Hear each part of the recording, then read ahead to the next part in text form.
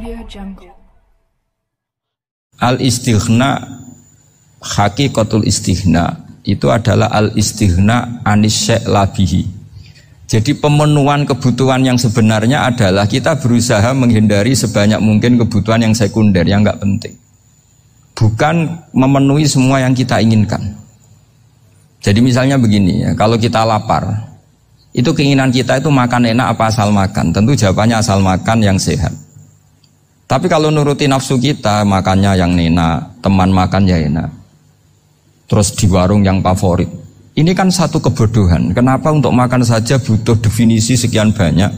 Yang kita harus kecewa, warung favoritnya bisa sudah tutup, atau kita ke sana harus macet, ribet. Yang benar-benar arif dan bijaksana itu adalah al-istighna anis syai'. Sesuatu yang tidak mendesak itu jangan jadikan kebutuhan. Sehingga kalau kita puasa misalnya, semua makanan itu enak karena kita sangat lapar. Sehingga Abul Qasim Al-Junaidi ketika ditanya, ma'idamu to'am, lauk makanan itu apa? Jawabannya lucu, alju, lapar. Kalau kamu lapar ya semuanya enak. Ini sudah mulai hilang. Kita bilang makan enak itu ya sate, ya gulai, ya pizza yang kita senang. Akhirnya apa? Untuk nikmati nikmatnya Allah itu kita jadi ribet. Apalagi yang orang-orang fasik harus ditemani perempuan yang tidak halal misalnya, atau harus ada ajudan, ribet. Nah pertanyaannya, orang yang ribet sama yang gak ribet itu pinter mana? Pinter yang gak ribet. Nah ini kearifan-kearifan yang mulai hilang. Lalu siapa yang bisa mewarisi itu? Ya ulama. Jadi ulama itu cara berpikir sebenarnya simple. Makanya mereka sering kalau tahajud itu, di antara makalah Sayyidina Ali paling terkenal dan yang menjadikan beliau punya derajat yang luar biasa itu adalah kafani izzan an takuna li robban wa kafani fakhran an akuna laka abdan. Ya Allah, saya ini sudah begitu mulia, begitu terhormat dan sangat-sangat terhormat karena yang menjadi Tuhan itu Engkau. Jadi rumus pertama itu karena menjadi Tuhan itu Engkau. Hanya Tuhan yang abadi, Tuhan yang pertama, hanya Tuhan yang al-awwal. Coba ya Allah, kalau saya ini punya Tuhan Fir'aun, punya Tuhan mati jadi tontonan lagi, itu kerennya di mana coba? Andaikan kita punya Tuhan Fir'aun, atau punya Tuhan yang asal-usulnya manusia, apapun hebatnya manusia itu, kita punya Tuhan manusia itu. Tuhan yang lapar, yang kalau nggak makan mungkin pingsan, mungkin bisa kena COVID, nanti Tuhannya diisolasi. Kayak apa? Makanya ketika Tuhan Allah menyindir ketuhanan selain Allah itu, Allah hanya menyindir dengan kalimat sederhana, kana yakulani to'am, yang kamu tuhankan itu masih makan. Artinya kalau nggak makan ya lemes. Jadi lama-lama ada orang gini, alhamdulillah tadi Tuhan mampir ke saya, kelihatannya lapar, setelah tak kasih makan sehat lagi. Susah nggak punya Tuhan yang seperti itu. Beda dengan Tuhan kita. Tuhan yang nggak butuh makan, nggak butuh minum, al-qayyum, zat yang berdiri sendiri tanpa butuh yang lain. Al-awwal, sebelum ada langit bumi sudah ada Tuhan kita yaitu Allah. Bandingkan dengan Tuhan-Tuhan yang dipertuhan yang lain, yang adanya setelah bumi, misalnya Fir'aun dan sebagainya. Sehingga Sayyidina Ali pertama jadi kebanggaan apa? Kafani izzan antakuna li robban. Saya ini keren betul karena punya Tuhan yaitu Engkau. Tuhan yang lahul asma'ul husna, Tuhan yang semuanya punya kebaikan, punya keabadian, punya keagungan. Terus wa kafani fakhron an akuna laka abdan, dan saya bangga sekali karena saya menjadi hambamu. Kalau saya jadi hambanya Pak Rektor ribet kan? Sudah tak hormati ternyata nanti tidak rektor. Ya kan ribet kan? Terus pokoknya ribet. Jadi budaknya manusia itu ribet. Makanya ada seorang wali datang ke temannya yang jadi presiden atau jadi raja. Datang ke situ karena tidak punya uang, mau minta uang karena temannya raja. Setelah sampai sana ternyata temannya ini karena orang soleh pas berdoa, ya Allah saya minta ini, minta ini, minta ini. Terus si wali tadi pulang. Tanya, kenapa kamu pulang? Ternyata dia sama, masih minta-minta kayak saya. Jadi sederhana dia. Sama-sama minta kamu, minta zat yang kamu mintain katanya. Jadi dulu itu orang itu sebegitu dekat dengan Allah. Sehingga si raja ini terus ketemu wali tadi tanya, kenapa kamu menyepelekan saya padahal sekarang saya raja? Terus ditanya sama wali tadi, karena temannya, kalau kamu di padang pasir tidak bisa minum dan harus minum 1 gelas, dengan ongkos kamu harus mengasihkan semua kerajaan kamu demi minuman itu. Pilih mana, minuman apa tetap jadi raja? Ya saya milih bisa minum. Saya tidak raja tetap hidup, tapi kalau nggak minum mati. Bagaimana Anda bangga dengan satu kerajaan sing la yusawi kak samain, yang tidak sama dengan segelas air. Jadi artinya terus mereka melihat jadi raja itu ya biasa, jadi presiden biasa, jadi rektor biasa. Karena mereka biasa berlogika hakikatul izzah itu ya taqarrub ila Allah, yang benar-benar terhormat itu ya dekat dengan Allah. Begitu seterusnya mereka bikin paradok-paradok yang aneh, tapi itu menjadi pelajaran.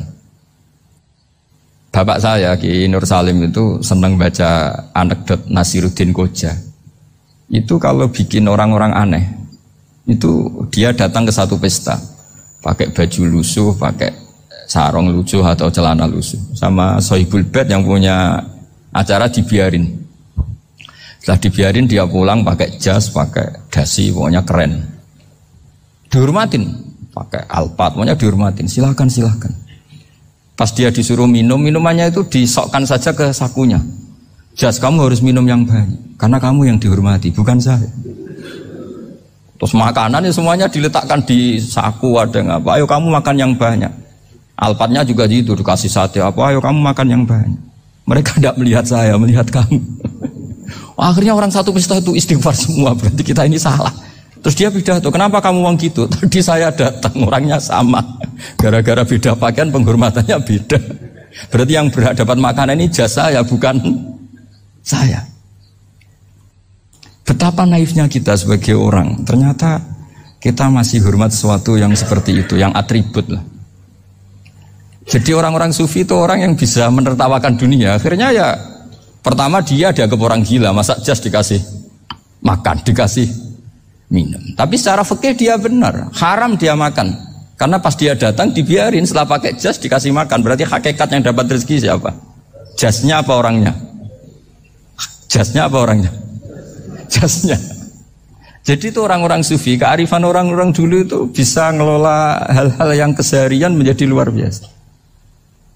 Ada seorang wali melihat istrinya makan 1 piring, anaknya makan 1 piring, ditanya, kalian kenyang? Wah, kenyang sekali. Melihat anaknya minum kopi 1 cingkir, senang. Kalian senang sekali.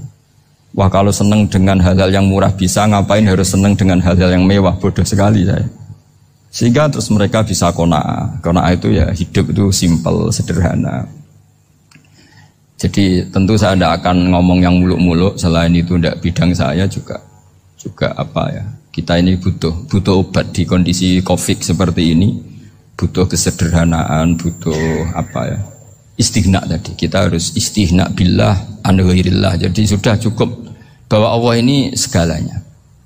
Sehingga tadi saya dengarin himnenya Unisula, yang paling saya kagum adalah dimulai dengan kalimat-kalimat thayyibah.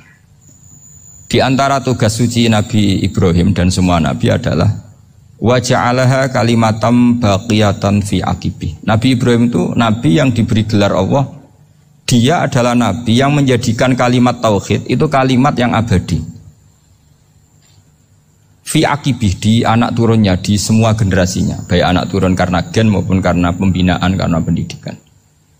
Ini penting sekali saya utarakan karena apa?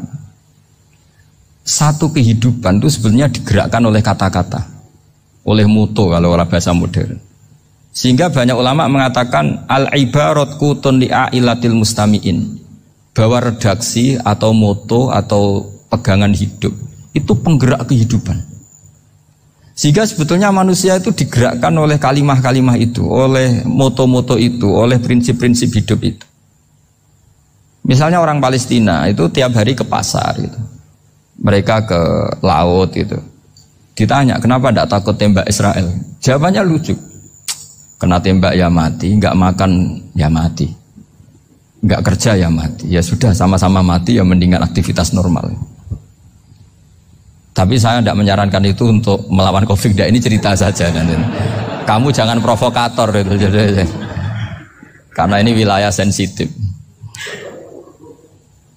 Jadi banyak orang yang poligami, kalau ditanya alasannya gitu, istri 1 ya cerewet, 2 ya cerewet, mendingan 4 katanya. Ya banyak ya gitu. Tapi ada yang kebalikan, istri 1 cerewet saja hampir jantungan, apalagi 4, tinggal matinya kan gitu. Itu semua yang menggerakkan itu kalimat. Kalimat itu satu pegangan. Banyak orang loh yang nggak ingin jadi rektor tuh banyak loh Pak Bejo. Jangan kira semua dosen ingin jadi rektor. Melihat rektor sibuk rapat, mempertahankan reputasi Unisula, terus sering pegang kepala. Ngapain repot-repot? Jadi tukang sapu aja dapat gaji, ngopi, rokokan, selesai. Bodoh amat jadi rektor, mikir orang banyak. Banyak loh orang yang gak ingin jadi presiden tuh banyak. Karena ngopi nyaman, gak ada yang ganggu. Mau tidur sampai jam 9 siang juga gak ada yang ganggu. Sehingga mereka melihat pegawai negeri itu gak keren, orang kok diatur jam, disiplin. Itu memang cara Allah membagi rahmat. Mau kamu apakan coba? Cara syukurnya dia seperti itu. Bapak saya dulu tuh sering ngajarin saya, diajak jalan-jalan pagi-pagi. Melihat orang ngopi, makan uduk itu bapak seneng. Kok enak jadi wong awam. Ngene esuk-esuk nyemak bocah kesel kabeh kono enak ngopi rokokan. Bapak kadang iri sama orang awam itu iri. Sudah gitu berharap masuk surga kan enak sudah gitu. Tahu-tahu mati, tidak tahu ke surga apa ke neraka ya tidak tahu. Jadi nah, orang dulu itu orang yang bisa mensederhanakan dunia. Sehingga ya sudah cara bahagia. Makanya saya alhamdulillah saya ini kerjasama sama UII sama beberapa kampus. Memang amdan itu sengaja. Kampus itu ya punya sistem yang nggak bisa mewakili sistem kiai. Kiai juga punya sistem yang nggak terwakili oleh kampus, juga sebaliknya saling melengkapi. Saya sering ketemu rektor UII, rektor kampus-kampus Islam. Mereka cerita, Gus pendidikan pondok harusnya dimodernkan gini-gini. Saya bilang, kalau pondok modern kayak kampus itu nanti saya ketemu Allah tidak bisa jawab. Kenapa Gus? Saya beri contoh gini. Kalau misalnya perempuan perawan lah atau apa saja, namanya perempuan, mau tanya tentang menstruasi atau haid. Kalau semuanya sistem kampus, dia harus kuliah dulu. Registrasi dulu, kuliah dulu, bayar dulu. Dan dapat jawabannya nunggu mata kuliah pas itu. Bandingkan kalau sistem pondok, saya tuh sering ke pasar sama anak saya dicegat sama ibu-ibu. Gus, anak saya ngalami gini-gini, keluar darah terus menerus, gak 6 hari tapi 1 bulan penuh. Itu hukumnya apa Gus ya? Nanti saya mau sowan ke jenengan. Nggak usah sowan, di sini aja. Ya sudah. Sebelum mengeluarkan darah yang rutin seperti itu biasanya haidnya berapa hari? 6 hari ya sudah ikut yang 6 hari, yang lainnya istighatsah. Ngoten tok Gus, ya udah ya. Begitu terus di masalah udhiyah. Ya coba kalau semuanya pakai sistem kampus, daftar dulu, bayar dulu. Jadi ini nggak ada jawabannya, nunggu mata kuliah itu. Baru dapat jawaban, itu biasa nggak sholat bertahun-tahun karena belum ada jawaban tentang itu. Ya itu kalau misalnya orang mati, tahunya cara memulasara jenazah itu nunggu kuliah dulu, pas mata pelajaran itu dulu, baru menangani orang mati. Berarti orang mati itu tergeledak semua. Tapi kalau kiai kan enggak. Kesini orang mati terbakar, kalau dimandiin malah badannya copot-copot, itu gimana hukumnya? Ini ada orang mati Gus Kendat, ini disolati apa enggak? Ada orang mati oplosan ya kan? Itu disolati enggak? So sering ditanya gitu. Gak usah registrasi Pak Rektor. Gak usah registrasi, gak usah daftar, gak usah seminar. Makanya kalau orang kampus wani kiai itu ya kualat tenan itu, karena ini yang on time. Tapi pondok seperti saya ya ikrar seikrar-ikrarnya. Pentingnya kampus karena melatih efisiensi waktu, disiplin, tata kelola manajemen sehingga kita hormat. Tapi tadi kita harus saling melengkapi sehingga saya tunjukkan ke publik bahwa saya hormat sekali sama polisi, sama tentara. Coba kita bisa apa ngadepi bandar narkoba kalau enggak polisi? Bisa apa coba menjaga NKRI kalau enggak tentara? Begitu juga ya sudahlah kita memang fa inna yadallahi ma'al jamaah, kita berkah itu kalau bersama-sama. Enggak bisa kita sendiri. Nah lalu orang kayak saya itu ya beberapa kali sebetulnya saya itu ditawanin jadi doktor honoris causa apa. Kekhawatiran saya satu Pak Bejo, takut pas gak punya uang. Itu dokter gak ada duit kan gak pantas gitu. Jadi repot gitu, daripada beban lah sudah lah, gak usah dokter. Jadi kalau gak punya uang ya pantas, terus kalau ngebis ya pantas. Suatu saat kalau mati gak ada yang hadir ya pantas, gak dokter gitu. Kalau sudah doktor kok masuk neraka, kayaknya apalagi rektor kampus Islam kok masuk neraka itu kan kok kayak agak pas itu. Misalnya rektor Unisiola ditanya Mungkar Nakir, nggak bisa kan kayak gimana gitu. Makanya harus sering ngaji saya supaya agak malu di depan Mungkar Nakir. Masa rektor ditanya Mungkar Nakir nggak bisa. Harus berani bentak. Ini saya rektor loh Pak Mungkar Nakir. Masa kalau wali-wali dulu berani. Masyhur di cerita wali-wali ditanya Marabbuka manabuka. Saya ini guru tauhid. Kok kamu tanya Marabbuka manabuka yang ngotok? Kamu tidak pernah ngaji, enak aja tanya. Jadi wali-wali itu ya rileks ngadepi mungkin. Saya yakin rileks wali di Bang Pak Rektor. Saya yakin itu. Karena wali itu lebih dekat Allah. Sehingga orang dulu itu saya ulang lagi ya. Ada satu kearifan namanya hidup itu apa? Hidup itu adalah cari sebanyak mungkin supaya hidup itu tidak tergantung pada banyak hal. Sehingga misalnya cara berpikir orang-orang modern itu sebenarnya banyak orang-orang ilmuwannya nggak ngagumi Amerika. Bukan karena angkuh ndak. Untuk mempertahankan kebesaran negara sebesar itu, kebutuhan listriknya besar, kebutuhan tentaranya besar, kebutuhan apa. Sementara negara kayak Venezuela atau Swiss kebutuhannya ada banyak. Pertanyaannya, yang tergantung dengan banyak hal sama yang tidak tergantung banyak hal itu pinter mana? Kalau dibalik pertanyaannya gitu, negara-negara maju itu tidak keren kalau dibalik pertanyaannya. Orang yang untuk mempertahankan eksistensinya banyak, butuh banyak hal, dengan yang tidak butuh banyak hal, itu pinter mana? Orang yang bahagianya nunggu jadi dokter, nunggu jadi kiai besar, kiai viral, dengan orang yang bahagia cukup dengan ngopi, itu pinter mana? Tapi kalau dibalik pertanyaannya, orang yang taunya nikmat hanya kopi, dengan nikmat yang banyak, pinter mana? Makanya Mbah Mun tuh kalau guyon itu lucu. Aku iku sakake ambek wong desa sing mlebu swarga. Saya dulu eskal mlebu swarga kok disakeni. Akhirnya beliau memberi penjelasan. Wong desa iku roe pakanan enak, iku mau kopi mbek uduk. Lah swarga iku mau nuruti sing dikarepno. Akhirnya semua mangan wis ngopi, nguduk, ngopi ora roh pakanan liyane iku ora roh. Nasi mandi yo ora roh, pizza yo ora roh apa-apa. Terus saya bilang, wah lah niku nak nganti selera tentang wanita cantik. Iku juga sederhana. Rontok pesek ya wis cantik, rontok ireng ya wis. Apa bidadarinya seperti itu karena saking enggak pengalamannya. Jadi surga itu kan nuruti apa yang diinginkan. Kira-kira keinginan orang kampung kalau di surga itu apa coba? Makanan apa coba? Ya nak senengnya ketemel gemblong gitu. Artinya malaikat lebih suka nangani surganya orang-orang kampung di Bang Pak Rektor. Ini sudah ribet ini. Makanan apa saja sudah harus dicoba ya. Terus kalau di mall tahu orang macam-macam, seleranya macam-macam pasti. Enak mana kalau sampai jadi malaikat pelayan surga? Suka ngelayani orang kampung apa yang orang kota? Orang kampung kan? Jadi ya itu guyon ya, guyon tapi itu menjadi pikiran kita bahwa orang yang banyak kebutuhan itu sebetulnya banyak kebodohannya karena menggantungkan kebahagiaannya dengan banyak hal. Makanya Imam Syafi'i ngendikan istighna itu apa? Al-istighna anis-sya'labi. Yang dikatakan kecukupan adalah berusaha sebanyak mungkin banyak hal tidak kamu butuhkan. Bukan memenuhi semua kebutuhan kamu karena nafsu kamu ini tidak ada batasnya gitu. Kalau kamu penuhin nggak akan selesai. Itu ada perempuan yang kurang cantik itu minta doa saya, Gus doain suami saya kaya, terus tak guyonin, terus nggak minta.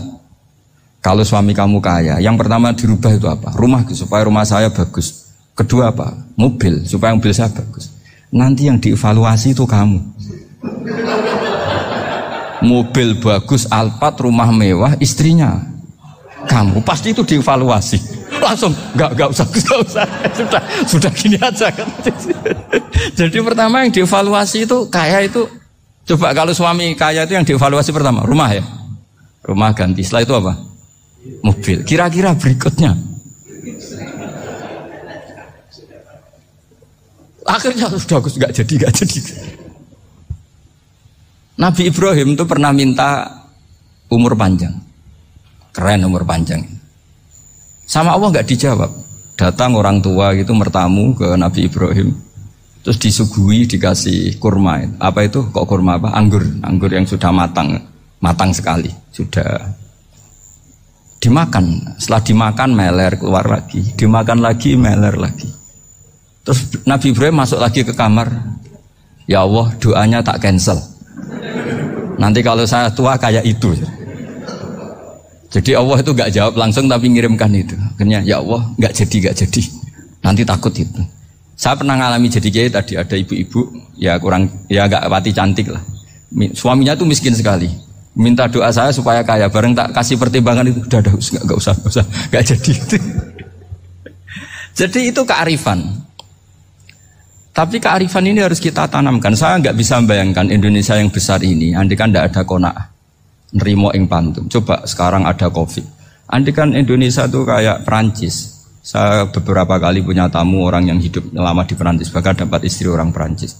Itu dulu nggak begitu mencintai Indonesia. Tapi setelah di Perancis 2 tahun, wah Indonesia hebat. Di Perancis itu kata dia kalau cerita, semua kebutuhan masyarakat itu dibebankan ke negara. Apa saja minta negara, apa saja nyoal negara. Sementara Indonesia, coba kalau Indonesia mengalami seperti ini kok tidak ada qanaah rimo ing pantum, bisa kios Indonesia.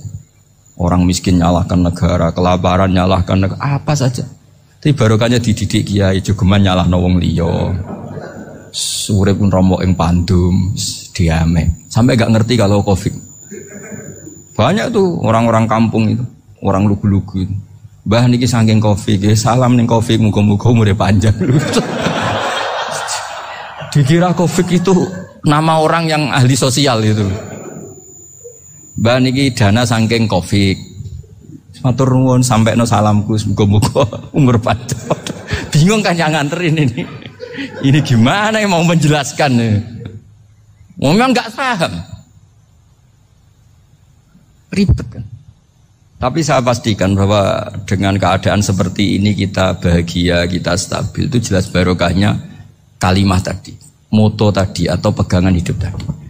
Makanya disebut al-ibarat qutun li'ailatil mustami'in, bahwa redaksi atau kata-kata atau pegangan atau filosofi hidup, apalah namanya itu adalah penyemangat. Karena kata-kata ini memang luar biasa.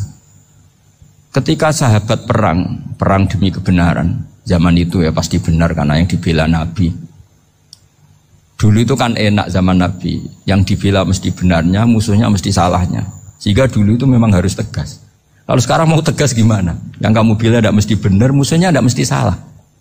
Ribet kan kalau misalnya saya tukaran sama Pak Rektor, kamu mau bela mana kan bingung. Saya tidak mesti benar, saya tidak Nabi. Pak Rektor apalagi tidak mesti benar lagi kan? Ribet kan? Jadi kalau kita mau perang sekarang itu mau pede gimana? Enggak. Makanya banyak ulama sekarang itu mau tegas tuh enggak berani karena ya banyak hal yang abu-abu lah wilayahnya. Misalnya pilihan presiden atau pilihan bupati, pilihan menteri. Kamu mati-matian bela itu, yang kamu bela tidak mesti benar, musuh kamu tidak mesti salah. Misalnya pilihan bupati, wah ini kabupaten ini baik kalau bupatinya ini, yang satu bilang ini, terus tim suksesnya kamu tanya, kamu yakin? Ya tidak juga. Lah kenapa semangat? Kan saya botohnya, paling alasannya ya itu aja, bukan yang lain. Beda dengan zaman Nabi, nabinya mesti benar, Abu Jahalnya mesti salah, kan enak aturan mainnya jelas. Singkat cerita dalam perang itu banyak sahabat yang ngalami luka, ngalami apa gitu. Kemudian curhat lah ke Nabi, ya Nabi gara-gara derekkan jenengan, ngikuti jenengan saya harus ngalami seperti ini. Ngiranya orang itu diapresiasi sama Allah keluarnya. Ternyata sama Allah gak diapresiasi. Malah diturunkan ayat intakunu ta'lamuna fa innahum ya'lamuna kama ta'lamun wa tarjuna minallah malah yarjun. Kalau kamu sakit karena perang, orang-orang kafir itu ya sakit, itu saja berani padahal demi kekafiran. Wa tarjuna minallah ma la yarjun, padahal kamu punya nilai lebih yaitu berharap kepada Allah yang mereka tidak punya. Saya jadi kiai itu ya kadang mangkel. Karena yang benci ya benci, yang seneng itu ngel-ngel loh kayak Pak Bejo. Jadi semuanya ribet. Lah iya, yang benci ya ganggu, yang seneng ya ganggu, tambah nemen. Seribet. Tapi kalau sudah ingat bandar narkoba. Mereka berhadapan dengan polisi, kadang ditembak karena kesalahannya terlalu fatal. Antar persaingan mereka juga bisa tembak-tembakan karena merebut pasar narkoba. Itu saja mereka berani. Kok kita yang jadi kiai kadang dicium tangannya, dihormati gak berani, hanya takut musibah-musibah kecil lah, atau problem-problem kecil. Lah iya, kalau kita bandingannya gitu. Kalau kamu mau tahajud kedinginan, itu masih nanti dihisab Allah itu gitu. Maling ayam itu keluar malam-malam, hanya dapat ayam. Itu gak takut dingin. Ya gak takut digebuki masa. Kamu mau tahajud saja takut dingin. Makanya nanti hisabnya orang soleh itu nanti dijajarkan orang dolim. Terus diperbandingkan. Wah itu habis kamu kalau itu. Jadi misalnya Unisula mau rapat, tapi ini malam, kalau malam dingin nanti sama masuk angin. Anak-anak pang di perapatan aja berani kamu. Kalau sudah perbandingannya gitu tuh ribet kita nanti. Makanya itu kalimat itu moto atau filosofi hidup. Sehingga diulang lagi nasihat itu. Iyam saskum korhun fakodu masal koma korhum mislu. Kalau kamu kena luka, orang-orang yang nggak benar juga akan kena luka. Itu aja berani demi ketidakbenaran. Masa kamu demi kebenaran nggak berani? Akhirnya orang itu, ya itu kalimat, itu heroik. Makanya kita ini penting ya. Makanya tadi himne Unisula dimulai kalimat thayyibah. Karena kalimat ini yang menjaga kita kalimat ini. Misalnya tentang Tuhan. Kenapa orang Islam imannya kokoh seperti ini, termasuk yang sudah hidup di Amerika, di Australia, di mana-mana. Itu ya barokahnya ajaran atau barokahnya kalimah. Saya sebut kalimah saya pakai bahasa santri. Karena la ilaha illallah itu dalam tradisi santri disebut kalimatu haqqin alaiha nahya wa alaiha namut wa alaiha nub'ats. Ada yang riwayat wa biha nub'ats insyaallah taala minal aminin. Kenapa mereka di mana-mana meskipun sekolah di Amerika, di Australia, bahkan di Uni Soviet tetap mukmin? Itu barokahnya ajaran yang benar. Allah itu siapa? Tuhan. Tuhan itu sifat dasarnya apa? Awal. Dia harus wujud awal sebelum makhluk yang lain. Sehingga ketika ada negara yang maju, yang tertib, manajemennya tertib, masyarakatnya makmur, tapi punya Tuhan yang tidak seperti itu, tidak awal, itu sudah gak nyaman. Karena ndaklah keren Tuhan saya, karena Tuhan saya itu al-awwal, zat yang pertama. Tuhan saya keren lah, zat yang gak mati. Tuhan yang gak mati, yang gak pernah mengalami kematian. Sehingga tontonan atau yang dilihat kenikmatan-kenikmatan yang lain ini tidak mengubah dia pendirian tentang Tuhan. Karena mantapnya satu kalimat tadi bahwa Tuhan itu ya harus satu, harus awal, harus tidak mati, tidak rusak, tidak mengalami apa-apa yang membahayakan. Sehingga ketika ditawarin Tuhan yang lain meskipun menjanjikan secara finansial atau kemakmuran, mereka gak tertarik. Itu coba, itu barokahnya makmur apa barokahnya ajaran? Barokahnya ajaran. Sering negara Islam itu kalah makmur dengan mereka, tapi barokahnya ajaran ini tetap apa? Tetap Islam. Makanya Nabi Ibrahim, Nabi yang sukses bikin wa ja'alaha kalimatam baqiyatan fi aqibi. Sehingga kita ini bekti sama orang tua misalnya, itu ya karena ajaran. Suwargamu itu karek wong tuamu. Nak wong tuamu ridho, Allah ridho. Nak ora ridho, Allah ora ridho. Ridho wa fi ridhol walidain wa sakhatu wa sukhtu wa fi sakhatil. Sehingga ketika ada orang tua yang agak brengsek gitu, anak-anak tetap hormat. Punya orang tua yang miskin, yang sudah miskin, tukang tombok nomor, banyak kan di kampung gitu. Ya tetap hormat. Coba kalau dari awal kita ngajari orang tua kamu hormati ya, kalau baik, kalau tidak usah. Bisa geger Indonesia. Tapi barokahnya ajaran-ajaran itu Indonesia tertib karena ada ajaran. Nah ini di sini pesantren dan Unisula semua harus berkontribusi membuat ajaran yang benar itu adalah ciri utama Islam. Sehingga Islam ini dimulai dengan ajaran kalimatu haqqin alaiha nahya wa alaiha namut. Sehingga kita tenang seperti ini. Saya ini termasuk kiai yang tenang. Meskipun kata orang banyak saya ini kiai besar, tapi termasuk kiai yang paling tenang. Termasuk yang paling tenang. Karena saya ini pakai mazhab orang-orang hebat. Saya berkali-kali cerita, orang kayak Imam Syafi'i itu orang yang luar biasa. Saya berkali-kali cerita, orang yang tadi nyium tangan kamu ya Imam Syafi'i, di belakang tuh ngerasani kamu, menghujat kamu. Jawabannya enak saja. Berarti saya alhamdulillah orang yang wibawa. Buktinya di depan saya nggak berani. Jadi enteng saja. Diceritain sebagian kampung, sebagian separuh dari warga kamu itu nggak suka kamu. Ya bagus lah nggak suka saya, nggak akan utang duit saya. Di mana-mana orang utang itu karena teman dekat. Kalau nggak seneng pasti minimal nggak utang, nggak pinjam mobil, nggak pinjam apa. Berkah mana yang seneng sama yang gede?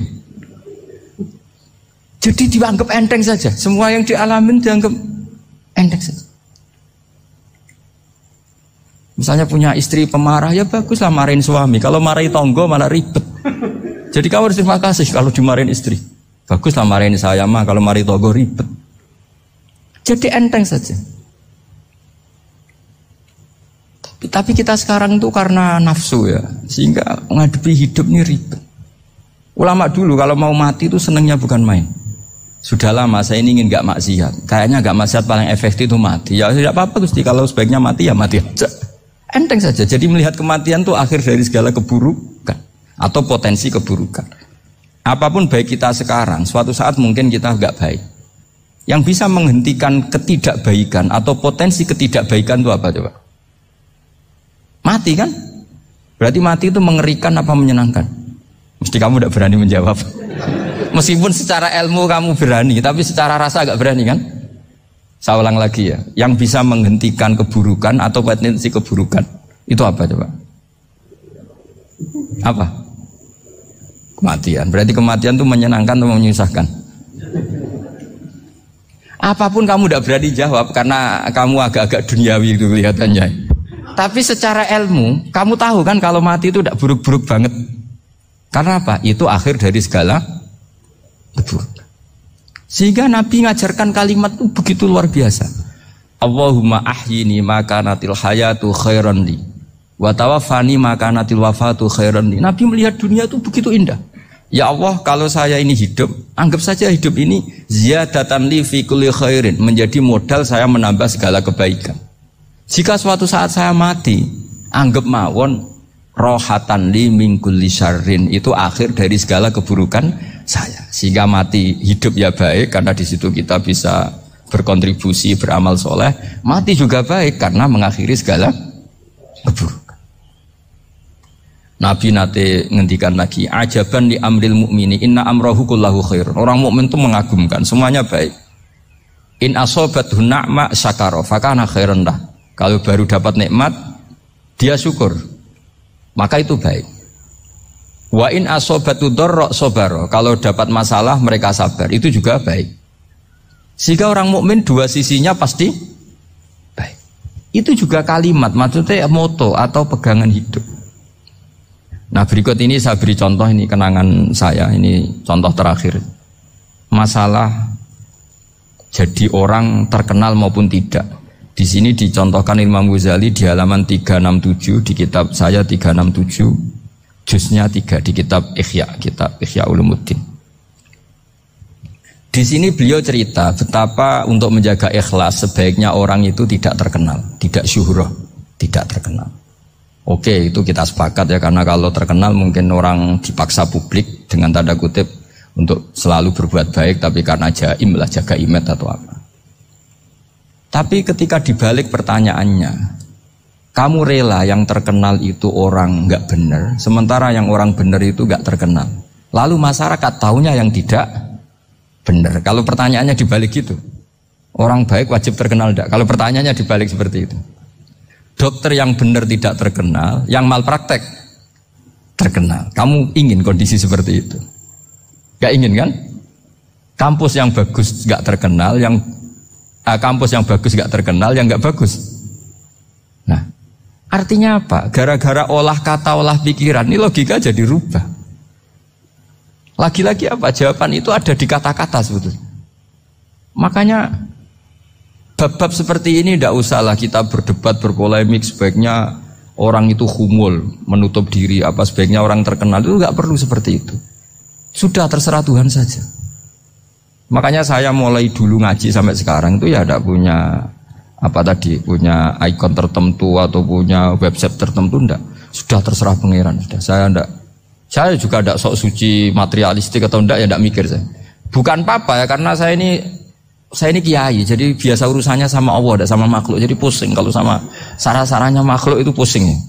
Meskipun rektor kalau nasihati saya pasti tidak saya terima, itu tetap makhluk, itu sudah ada ngefek kalau saya itu sudah ada itu. Bukan karena saya sombong, ya memang makhluk betul gitu, bukan. Cuma nasibnya bejo aja, tapi makhluk tetap makhluk. Saya beri contoh ya. Ini makalah yang ditulis Imam Ghazali. Ya, i'lam aslahakawah anna aslal jah wa intisarus sayyid atau sayyidi wal istihar.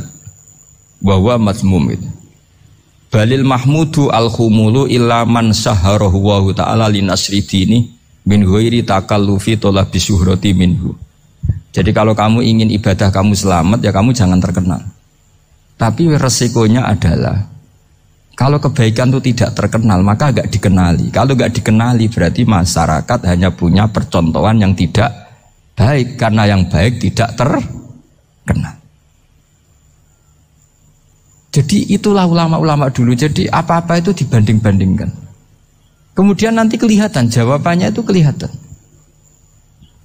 Jadi ulama dulu itu biasa ngarang misalnya afatun nikah, sisi negatifnya nikah. Harus ngurmat istri, harus macam-macam, kalau terlantar itu ya dosa. Seperti tadi Pak Marsudi cerita, kalau orang ngapalkan Quran itu takut lupa, kalau lupa itu jadi dosa. Pertanyaannya, kalau semua orang takut lupa, takut dosa, semua orang nggak hafal Quran karena potongan-potongan lupa. Cara berpikir tidak seperti itu. Kalau berpikir ya namanya hafalan, ya inginnya hafal, kan nggak ingin lupa. Lah nanti kalau takdirnya lupa karena hal-hal yang dimaklumi oleh syariat itu enggak yang termasuk dosa. Yang dosa itu lupa takdiwiri udhrin syar'iyyin, lupa yang tidak ada sebab yang apa? Syar'i. Tapi lupa bawaan EQ-nya tidak bagus. Lupa bawaan sering dibentak. Oh itu enggak masalah karena bawaannya orang tertekan itu ya lupa. Coba kamu hafal Quran, terus punya kredit jatuh tempo. Pas hari itu aku yakin enggak cerdas sudah. Itu bawaannya orang tertekan itu pasti lupa. Jadi ya saya teruskan ya. Jadi terus ada makalah yang sangat bagus sekali tentang itu. Saya baca ya.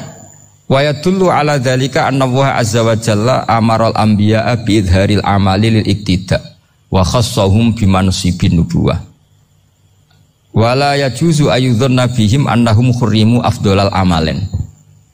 Jadi orang yang terlalu mendewa-dewakan khumul itu menutup diri. Oke itu baik, karena dengan khumul, dengan menutup diri Anda tidak riya, Anda tidak pamer. Tapi kata Imam Ghazali, kamu juga harus ingat, di antara syaratnya Nabi itu harus mengumumkan kalau beliau itu seorang Nabi. Harus memaklumatkan kalau beliau seorang Nabi, supaya bisa diikuti. Caranya sholat harus diumumkan, sehingga Nabi itu mengatakan harus jamaah. Karena dengan cara jamaah itu bisa shollu kama ra'aitumuni sholli. Coba kalau Nabi sholatnya nggak diperlihatkan, kamu harus sholat yang benar. Caranya gimana ya Rasulullah? Itu rahasia. Bingung nggak kira-kira? Bingung nggak? Ya misalnya amal rahasia selalu lebih baik. Terus ada pertanyaan, Nabi ngendikan kamu sholat yang benar. Caranya gimana Nabi? Ya itu rahasia. Terus gimana coba? Tapi Nabi ngendikan apa? Shollu kama ra'aitumuni usolli. Ya sudah kamu sholat, niru saya sholat. Berarti Nabi sholatnya diperlihatkan apa disembunyikan? Diperlihatkan. Jadi begitu juga saya berkali-kali bilang, orang tahu kalau itu bidan ya berdasar tulisan itu bidan. Tahu kalau itu dokter gigi ya itu dokter gigi. Jangan sampai gara-gara tidak ada tulisan mau beli alat bangunan di dokter gigi, mau periksa gigi di toko bangunan. Gara-gara apa? Nggak ada maklumat. Nah, di sini ulama-ulama selalu memaklumatkan dirinya. Termasuk Imam Ghazali ketika ngarang kitab dinamai Ihya Ulumuddin, bahwa kitab ini bisa menghidupkan ilmu-ilmu agama yang mulai hilang. Begitu seterusnya. Jadi ini ngaji ya. Jadi orang itu harus ngerti. Jadi jangan nuruti emosi sendiri atau logika sendiri. Bahwa saya suka humul, ya monggo, agama Islam menyediakan sarana itu. Uzlah itu ya punya sisi kebaikannya sendiri. Tapi syuhrah terkenal asal tidak nuruti nafsu juga punya sisi kebaikannya sendiri. Setidaknya umat ini punya satu master kebaikan yang mudah diakses. Tapi tadi saya ulang lagi, jangan karena hadun nafsi, jangan karena kepentingan pribadi. Makanya di sini disebutkan wa yadullu ala dzalika ala syuhrah annallaha ta'ala amarul anbiya bi idzharil amal lil iktida.